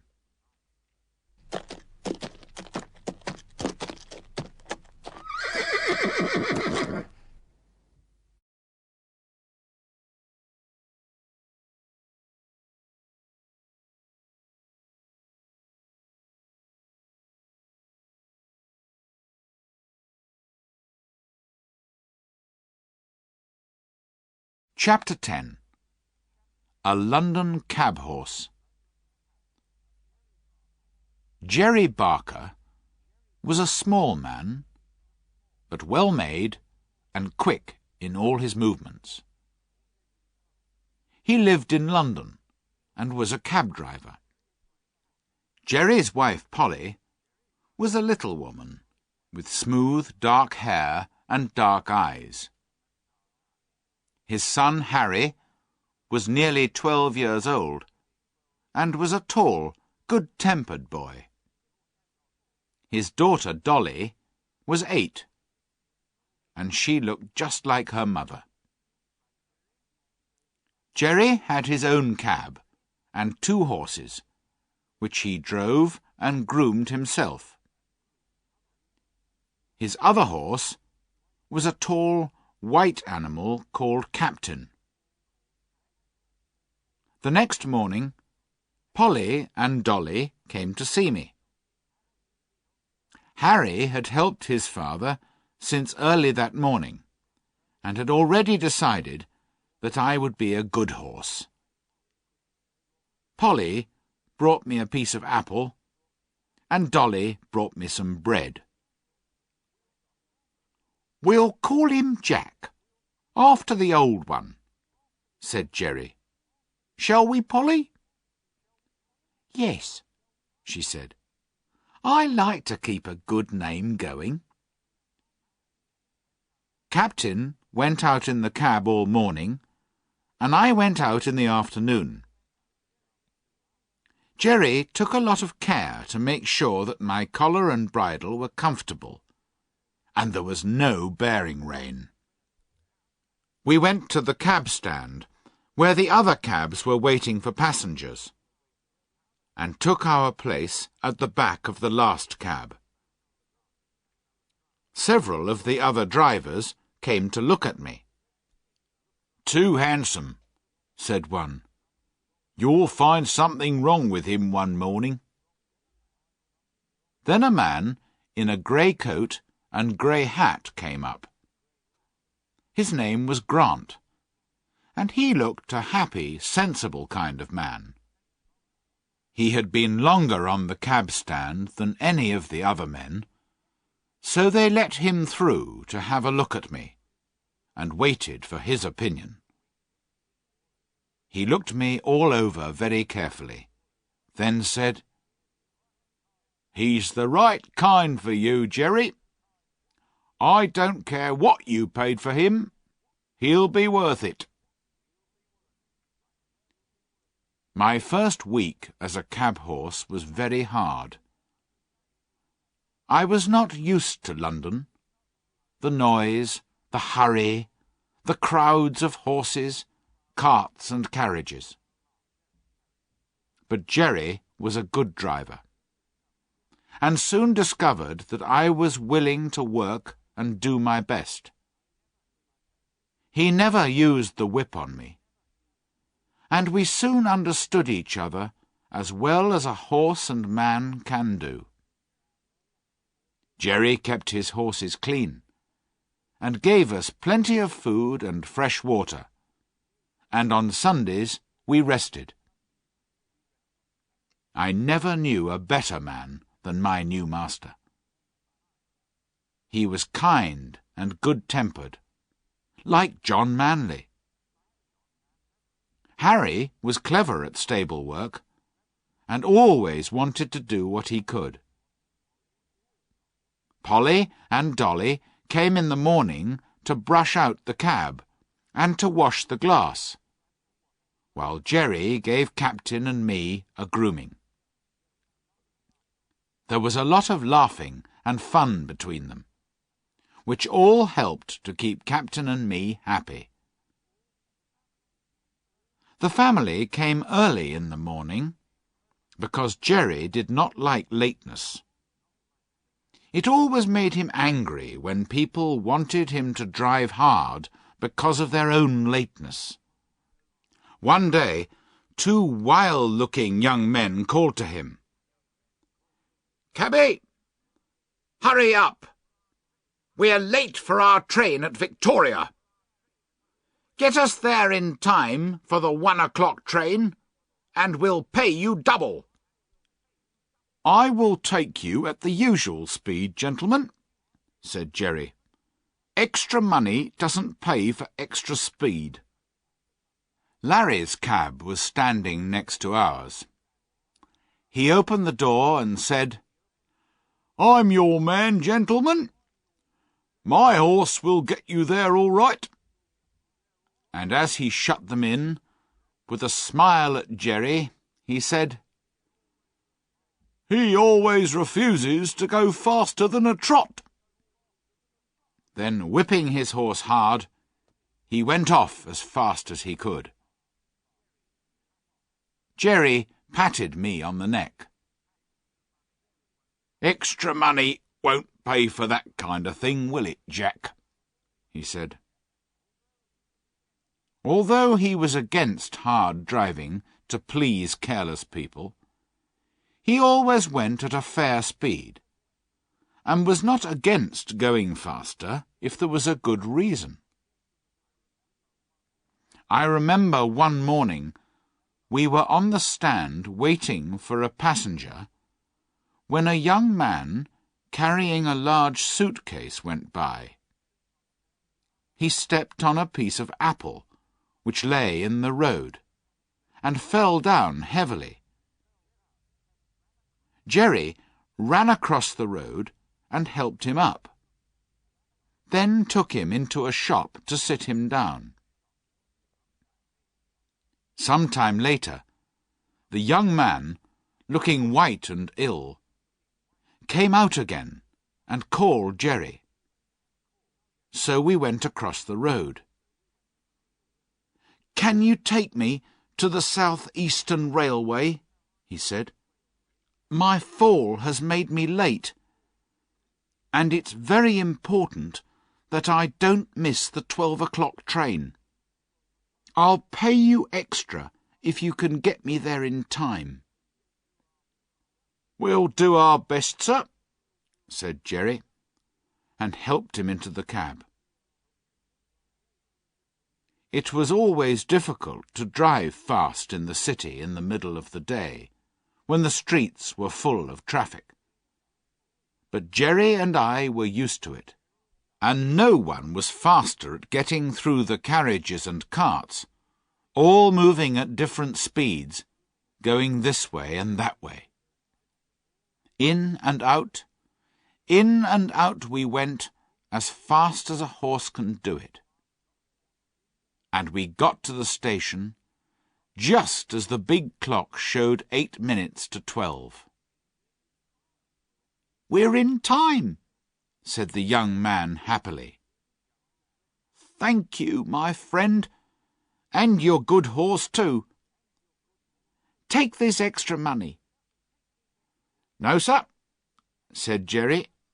"Thank you, but it isn't necessary. I'm glad we were in time. Now hurry, and catch your train." When we got back to the cab stand, the other men were laughing, because Jerry had driven hard to the train. "How much extra did he pay you, Jerry?" said one driver. "Nothing," said Jerry. "He offered me extra, but I didn't take it. If Jack and I choose to have a quick run now and then, that's our business, and not yours." "You'll never be a rich man then," said Larry. "Perhaps not," said Jerry, "but I'll be a happy one." "And you, Larry, added Mr. Grant, will die poor, because you spend too much money on new whips, beating your poor horse until it's exhausted, and then you have to buy another one. Well, I've never had good luck with my horses, said Larry. And you never will, said Mr. Grant. Good luck is very careful who she travels with, and mostly chooses those who are kind and sensible. That's my experience anyway. He turned round again to his newspaper, and the other men went back to their cabs. Winter came early, with snow, rain, or strong winds almost every day for weeks. Jerry sometimes went to a coffee shop near the cab stand, and sometimes Dolly came with some hot soup that Polly had made for him. One cold, windy day, Dolly was waiting for Jerry to finish his soup when a gentleman came towards us. Jerry started to give the soup bowl back to Dolly, and was just going to take off my warm cloth when the man said, "No, no, finish your soup, my friend. I can wait in the cab until you've finished." Jerry thanked him, then came back to Dolly. "That's a real gentleman, Dolly," he said. "He has time and thought for the comfort of a poor cab driver." Jerry finished his soup. Then we took the man to Clapham. After that, he took our cab several times, and often came to pat me. It was very unusual for anyone to notice a cab horse, and I was grateful. Another day, the gentleman saw a cart with 2 horses standing in the street. The driver was not with them, and I don't know how long they had been standing there.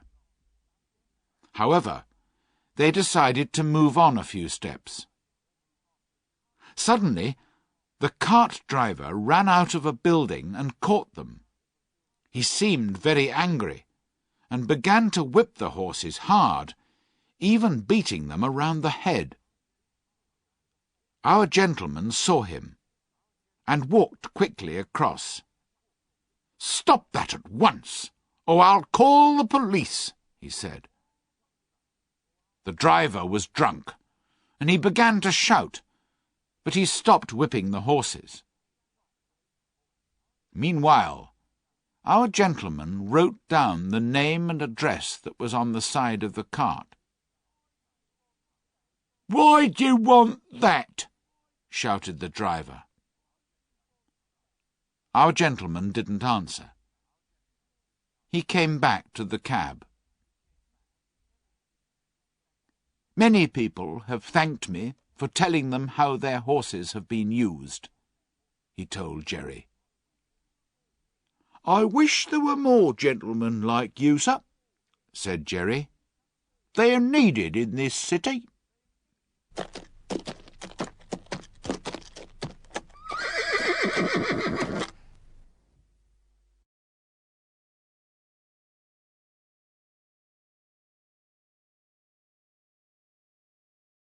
Chapter 11.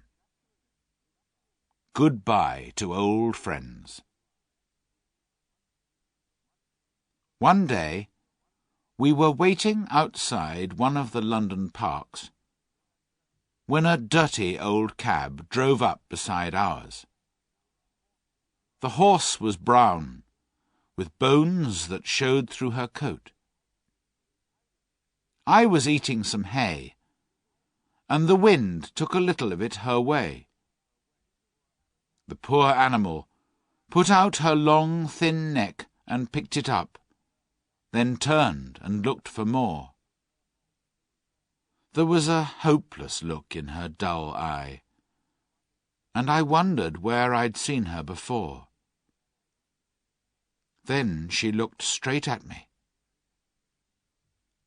"Black Beauty, is that you?" she said. It was Ginger. But how different she looked.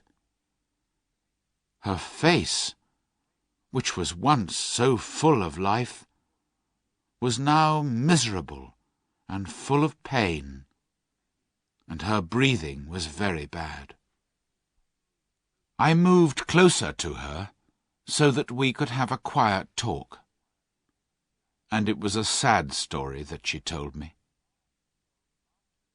After 12 months' rest at Earl's Hall, she was considered to be ready to work again, and was sold to a gentleman.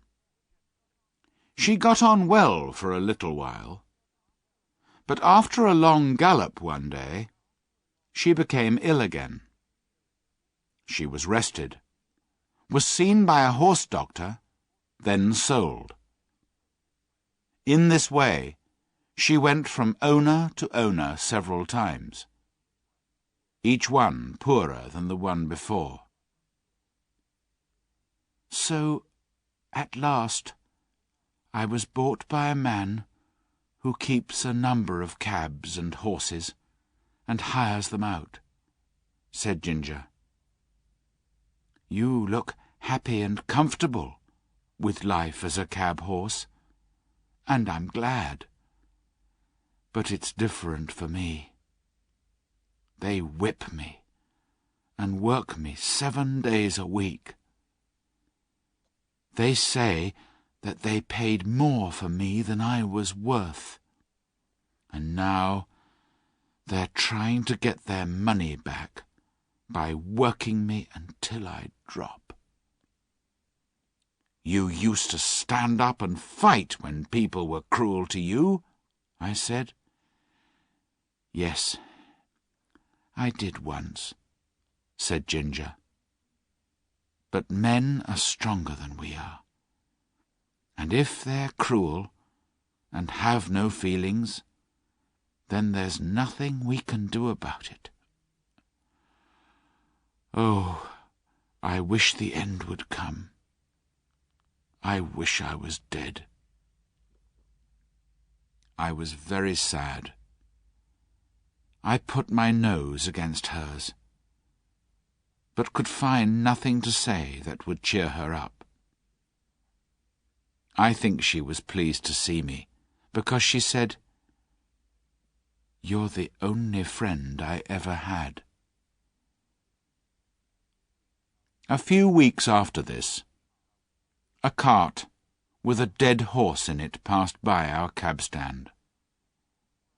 It was a brown horse, with a long, thin neck, and I believe it was Ginger. I hoped it was, because then her troubles would be over. There was one day when we were very busy. First, a fat gentleman with a large bag wanted to go to Bishopsgate Station. Then we were called by a lady who wanted to be taken to Regent's Park.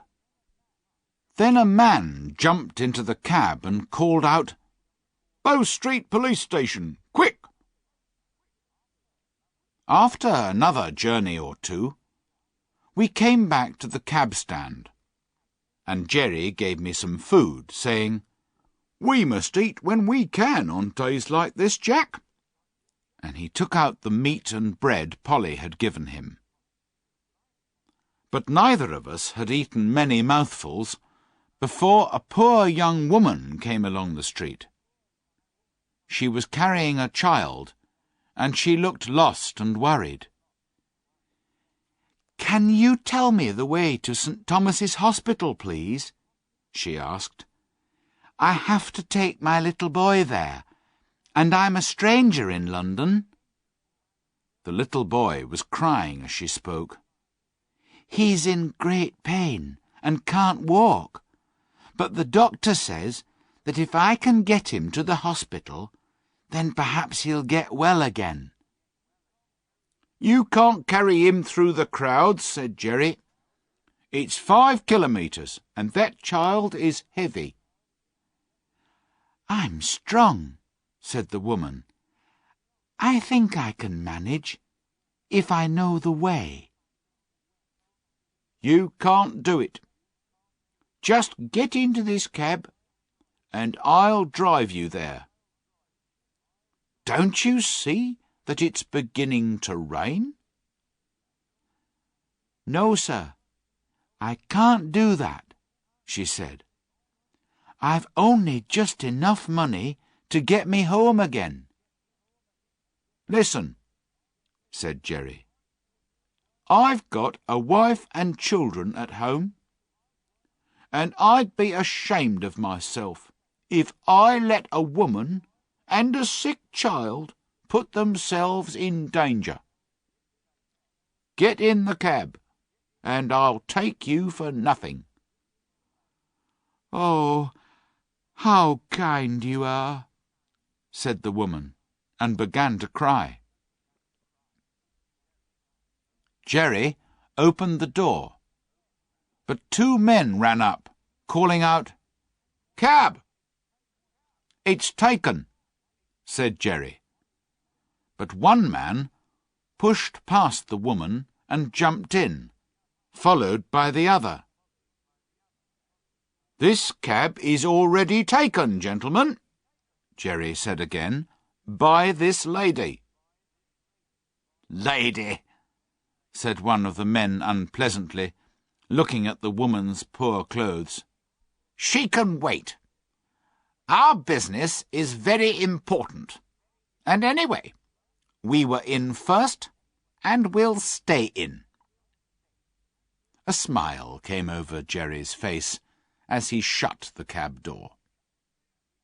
"Stay in as long as you like, gentlemen. I can wait while you rest yourselves." He walked over to the young woman who was standing nearby. "They'll soon be gone. Don't worry," he said, laughing. And he was right.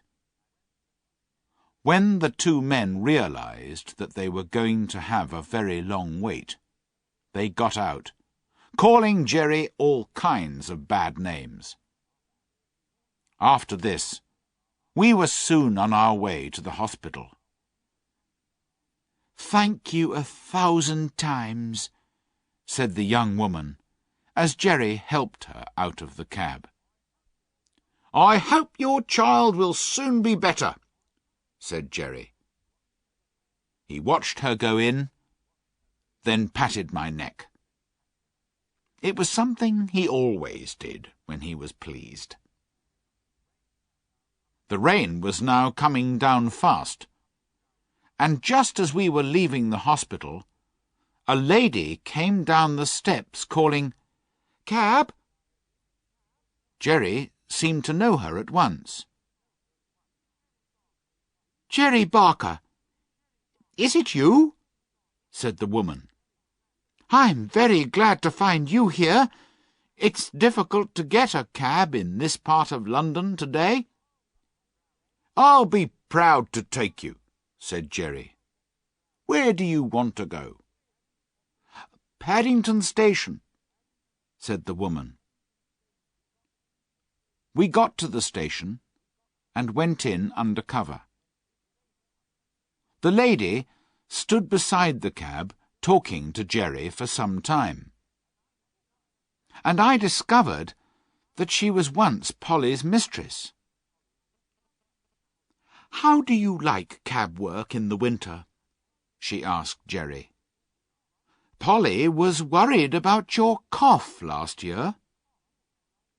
"She worries because I work all hours and in all kinds of weather," said Jerry.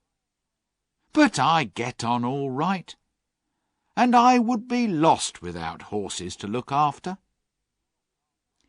"It would be wrong to harm your health in this work when you have a wife and 2 children," said the lady. "There are many places where good drivers or grooms are wanted. If you ever decide to give up cab work, let me know. She put something into his hand. There's some money for the children. Jerry thanked her, and after leaving the station, we went home. Christmas and the New Year are no holidays for cab drivers and their horses. People go to parties and dances, and the work is often late. Sometimes driver and horse have to wait for hours, shaking with cold. We had a lot of late work during Christmas week, and Jerry's cough was bad. On New Year's Eve, we took 2 gentlemen to a house in the West End, and were told to come for them at 11 o'clock.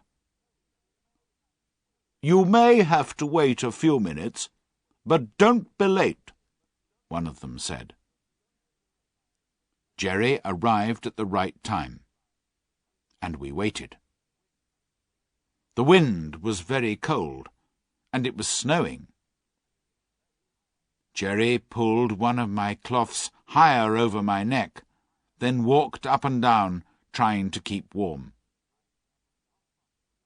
At 12:30, Jerry rang the doorbell and asked if the gentleman still wanted the cab.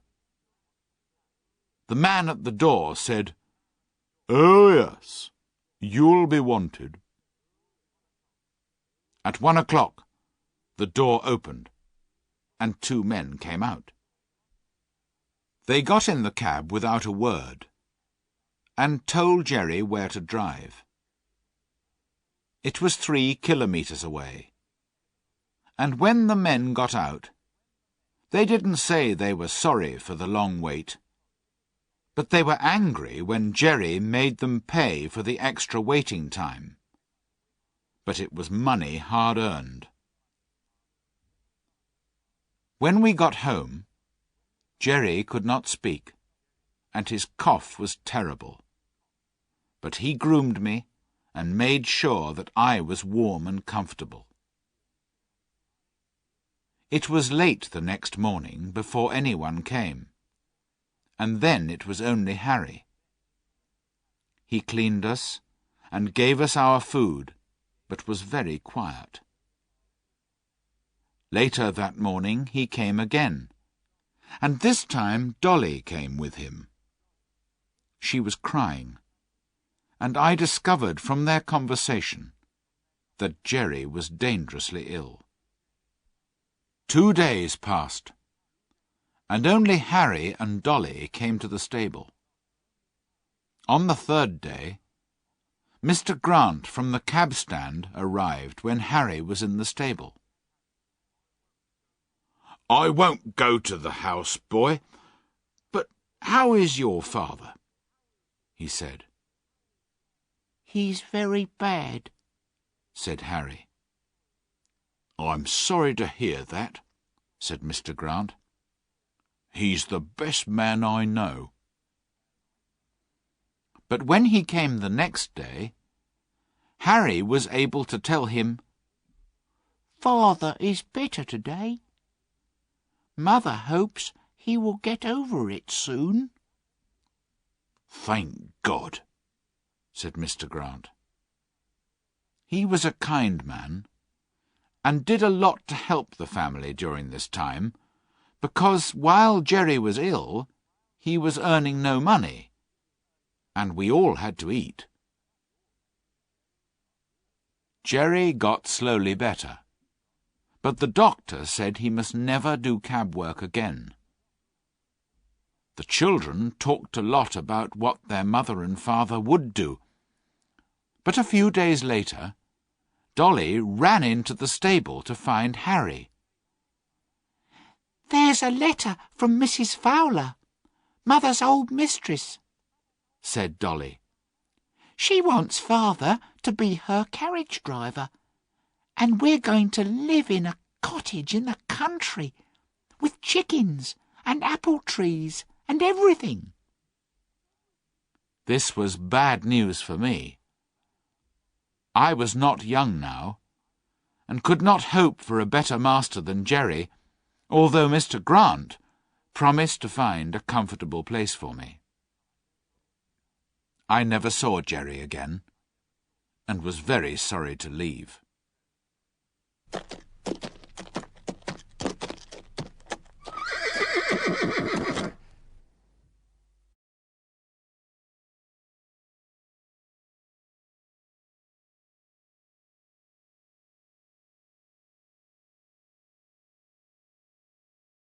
Chapter 13. My last home. I was sold to a farmer at the horse fair, but it was his young grandson who persuaded him to buy me. The two of them walked past me, and seeing kindness in the farmer's face, I lifted my head, put my ears forward, and tried to look my best. The farmer stopped and looked at me. "There's a horse, Willie, that has known better days," he said. "Poor thing," said the boy. "Do you think he was ever a carriage horse, grandfather?" "Oh, yes," said the farmer. "Look at his fine head, and the shape of his neck and shoulder." He reached out a hand and patted me on the neck. I put out my nose in answer to his kindness, and the boy gently put his hand against my face. "Look how well he understands kindness," said the boy. "Won't you buy him, and make him young and strong again?" The man who was selling me said, "The boy can recognize a good horse, sir. This one isn't old, just tired and thin from too much work. In 6 months he'll be fine." £5 changed hands, and soon after I was taken to my new home. The farmer gave orders for me to have hay and oats every night and morning, and I was let out into a large field in the daytime. Willie, the young boy, was responsible for me, and he came to see me every day, bringing carrots or apples. During that winter, the rest, the good food, the soft grass and gentle running and trotting all helped to make me feel quite young again. When the spring came, the farmer tried me with a carriage, and I did the work quite easily. "He's growing young, Willie," he said. "We'll give him some gentle work, and look for a good home for him." One day during this summer, the groom cleaned and dressed me with special care, and Willie seemed half worried and half excited as he got into the carriage with his grandfather. "I hope the ladies like him," said the farmer. A kilometre or two beyond the village, we came to a pretty house, and Willie went to knock on the door. He asked if Miss Bloomfield and Miss Ellen were at home.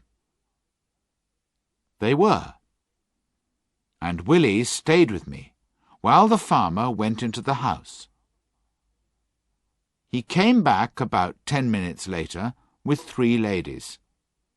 They seemed to like me, but one of them, worried by my knees, wondered if I was safe. "It's true his knees were broken once," said the farmer, "but we don't know why he fell. It was probably a careless driver, and not the horse's fault at all. He seems very safe to me. If you like him, you can try him for a few weeks. he went on. Then your driver will see what he thinks of him. One of the three ladies, a tall, white-faced lady, who held the arm of a younger woman, said, "You have always given us good advice about our horses, so we accept your offer to try him." The next morning, a young man came for me. He looked pleased until he saw my knees. Then he said, "I'm surprised you suggested this horse to my ladies." "You're only taking him to try him," said the farmer. "If he's not as safe as any horse you ever drove, send him back, young man." I was taken to a comfortable stable, given some food, then left to myself. The next day, the groom was cleaning my face when he said, "That's just like the star that Black Beauty had on his forehead. I wonder where he is now." He looked more closely at me.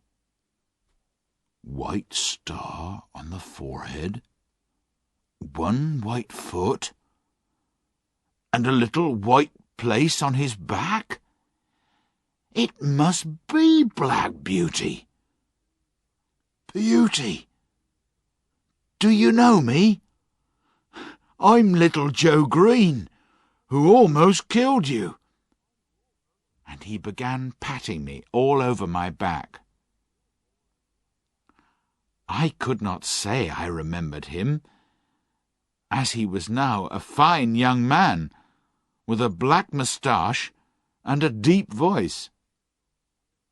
But I was sure he knew me, and that he was Joe Green, and I was very glad.